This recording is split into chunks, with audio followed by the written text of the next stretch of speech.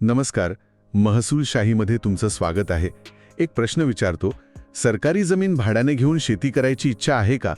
किंवा समजा तुम्ही खंडकरी शेतकरी आहात, तर तुमच्या हक्कांविषयी पूर्ण माहिती आहे का? अनेकदा काय होतं ना, की सरकारी नियम आणि कायदे इतके किचकट वाटतात की आपण फायद्याच्या योजनांपासून दूरच राहतो. पण आजच्या चर्चेत आपण महाराष्ट्र राज्य शेती महामंडळाच्या जमिनींबद्दल सगळं काही एकदम सोप्या भाषेत समजून घेणार आहोत. म्हणजे हे शेती महामंडळ नक्की आहे काय, त्यांच्याकडे एवढी जमीन आली कुठून, ही जमीन भाड्याने कशी घेऊ शकता, त्याची ई-निविदा प्रक्रिया काय आहे, आणि सर्वात महत्त्वाचं, खंडकरी शेतकऱ्यांच्या हक्कांमध्ये नुकताच कोणता मोठा आणि फायदेशीर बदल झाला आहे. आणि हो, अशीच उपयुक्त माहिती नेहमी हवी असेल तर आपला महसूलशाही चॅनल लगेच सबस्क्राईब करा. आणि हा माहितीचा खजिना शेवटपर्यंत नक्की बघा, कारण मध्येच आपण जमीन भाड्याने घेण्याची संपूर्ण प्रक्रिया स्टेप बाय स्टेप समजून घेणार आहोत. चला तर मग कायद्याचं आणि तुमच्या फायद्याचं बोलूया.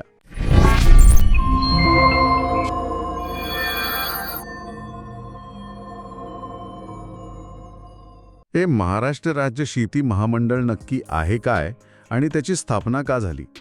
यांच्याकडे एवढी हजारो एकर जमीन आली तरी कुठून? आहे जी कंपनी अधिनियम 1956च्या कलम 61 नुसार 6 मार्च 1963 रोजी स्थापन झाली. अच्छा, म्हणजे बऱ्यापैकी जुनी संस्था आहे ही. हो, आणि जमिनीचा स्रोत सांगते महाराष्ट्र शेत जमीन, म्हणजे ज्याला आपण सीलिंग कायदा म्हणतो. हो हो, जमीन धारण्याची कमाल मर्यादा अधिनियम 1961. अगदी बरोबर. त्या कायद्यानुसार तेव्हाच्या 14 खासगी साखर कारखान्यांची अतिरिक्त ठरलेली जमीन शासनाने ताब्यात घेतली. किती असेल साधारण? तब्बल 85,564 एकर जमीन. अरे बापरे. हो, आणि याच सीलिंग अधिनियमाच्या कलम 28(1) अ नुसार ही कारवाई झाली आणि या जमिनींच्या व्यवस्थापनासाठी महामंडळाची स्थापना करण्यात आली. अरे वा, म्हणजे ही जमीन खासगी कारखान्यांकडून आलेली आहे. मग आता या जमिनीचा मालक कोण? सरकार की हे महामंडळ? आणि 7/12 उताळ्यावर कोणाचं नाव असतं? हा एक मोठा प्रश्न आहे.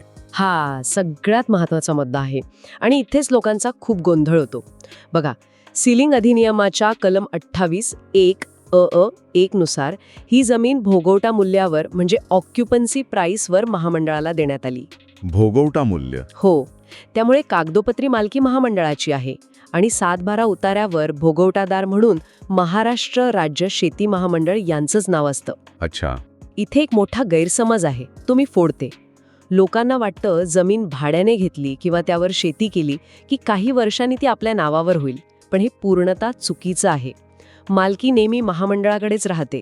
भाडेकरूला मालकी हक्क मिळत नाही, हे लक्षात ठेवा, म्हणजे पुढे अडचण येणार नाही. म्हणजे हे अगदी स्पष्ट आहे की मालकी मिळणार नाही? अजिबात नाही. आणि महत्त्वाचं म्हणजे राज्य शासनाच्या लेखी परवानगीशिवाय महामंडळ या जमिनीची विक्री किंवा इतर कोणत्याही प्रकारे विल्हेवाट लावू शकत नाही. जबरदस्त. म्हणजे मालकीचा मुद्दा आता स्पष्ट झाला. मागच्या व्हिडिओवर एका प्रेक्षकाने कमेंट केली होती की आम्हाला ही जमीन भाड्याने घ्यायची आहे, पण प्रक्रिया काय हेच कळत नाहीये. तर याबद्दल सविस्तर माहिती द्याल का? हो, नक्कीच. सविस्तर बघूया. महामंडळाकडे सध्या सुमारे 41,000 एकर जमीन भाडेतत्वावर उपलब्ध आहे. आणि ही प्रक्रिया आता पूर्णपणे ऑनलाईन आहे. एक क्विक फॅक्ट सांगते, बहुतेक जमिनी 10 वर्षांसाठी भाडेपट्ट्याने दिल्या जातात.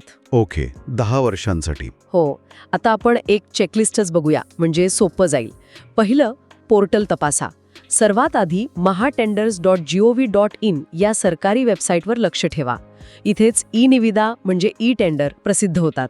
mahatenders.gov.in, बरोबर. दुसरं, पात्रता निश्चित करा.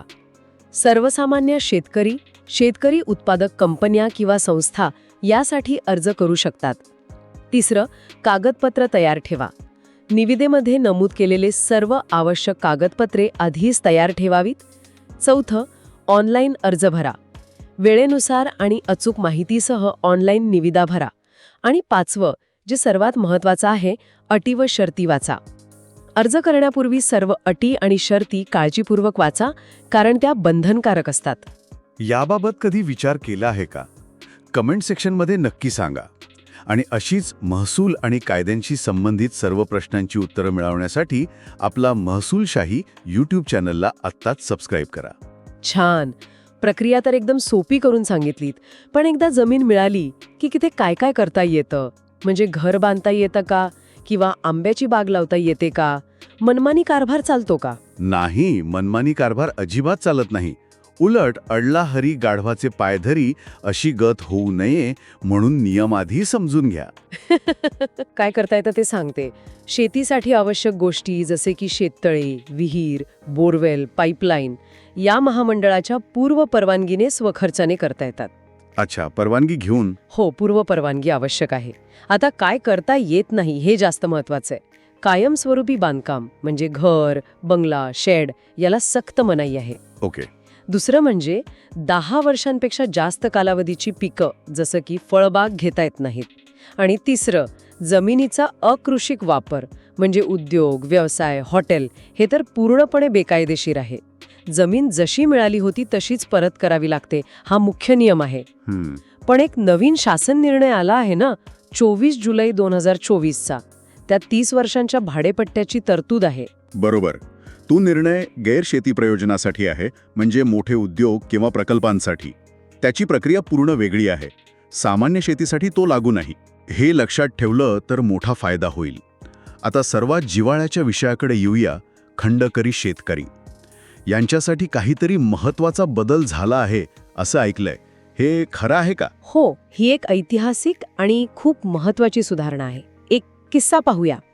पूर्वी खंडकरी शेतकऱ्यांच्या जमिनीची नोंद भोगवटा वर्ग 2 अशी होती. म्हणजे त्यांना मर्यादित हक्क होते. म्हणजे जमीन विकता येत नव्हती. बरोबर, विकता येत नव्हती, त्यावर कर्ज काढायला अडचणी यायच्या.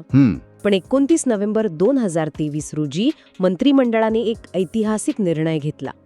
सीलिंग अधिनियमात सुधारणा करून या जमिनी भोगवटा वर्ग 1 मध्ये रूपांतरित करण्यास मान्यता दिली. अरे वा. यासाठी महाराष्ट्र शेत जमीन धारणेची कमाल मर्यादा सुधारणा अधिनियम 2023 लागू करण्यात आला. यामुळे खंडकरी शेतकऱ्यांना आता पूर्ण वारसा हक्क तसेच शासनाच्या परवानगीने जमीन हस्तांतरित करण्याचे अधिकार मिळाले आहेत.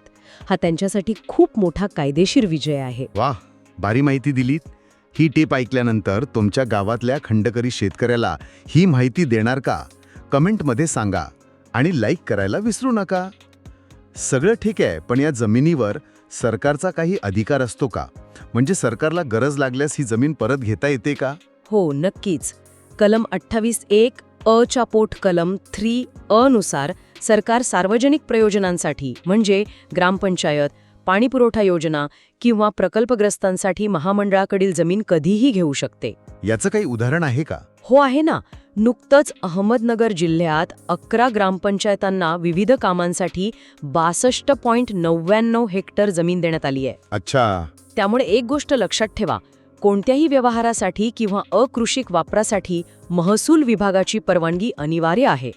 कायद्याचं उल्लंघन केल्यास महाराष्ट्र जमीन महसूल संहितेच्या कलम 50 आणि 51 नुसार जमीन काढून घेण्याचे पूर्ण अधिकार शासनाला आहेत. आजची चर्चा खरंच खूप माहितीपूर्ण होती. आपण पाहिलं की शेती महामंडळाची जमीन ही सीलिंग कायद्यातून आलेली असून तिची मालकी महामंडळाकडेच राहते. आणि आपण जमीन भाड्याने घेण्याची ऑनलाईन प्रक्रिया आणि त्याचे नियम समजून घेतले. सर्वात महत्त्वाचं म्हणजे खंडकरी शेतकऱ्यांना भोगवटा वर्ग 1चा हक्क मिळाल्याने त्यांचे अधिकार कसे बळकट झाले हे पाहिलं. एक गोष्ट नेहमी लक्षात ठेवा, सरकार योजना आणते, कायदे बनवते, पण खरी ताकद तुमच्या जागरूक राहण्यात आणि आपल्या हक्कांसाठी योग्य माहिती घेण्यात आहे. तुम्हाला महसूल आणि कायद्यांबद्दल असंच सोप्या भाषेत मार्गदर्शन हवंय, मग आपला महसूलशाही यूट्यूब चॅनल तुमच्यासाठीच आहे. अशीच उपयुक्त माहिती मिळवण्यासाठी लगेच सबस्क्राईब करायला विसरू नका. तुम्हाला अजून कोणत्या विषयावर माहिती हवी आहे हे आम्हाला कमेंटमध्ये नक्की सांगा. आमच्या व्हॉट्सॲप आणि टेलिग्राम ग्रुपमध्ये सामील व्हा. तिथे तुम्हाला नवीन माहिती आणि अपडेट्स मिळत राहतील. लिंक डिस्क्रिप्शनमध्ये आहे. हा व्हिडिओ आपल्या मित्रांना गावातल्या व्हॉट्सॲप ग्रुपमध्ये जरूर फॉरवर्ड करा, जेणेकरून ही महत्त्वाची माहिती सर्वांपर्यंत पोहोचेल. आपणही कुणाची तरी मदत करून आशीर्वाद कमवा. व्हिडिओ आठवणीने इतरांनाही जरूर शेअर करा, कारण महसूलशाही एक असं व्यासपीठ आहे जिथून ज्ञानाची मोफत नदी वाहते आणि प्रत्येक गरजू व्यक्तीपर्यंत पोहोचते. आम्हाला विश्वास आहे की ज्ञान हा प्रत्येकाचा हक्क आहे. आज इथेच थांबूया. लवकरच भेटू पुढील भागात. धन्यवाद. जय महाराष्ट्र.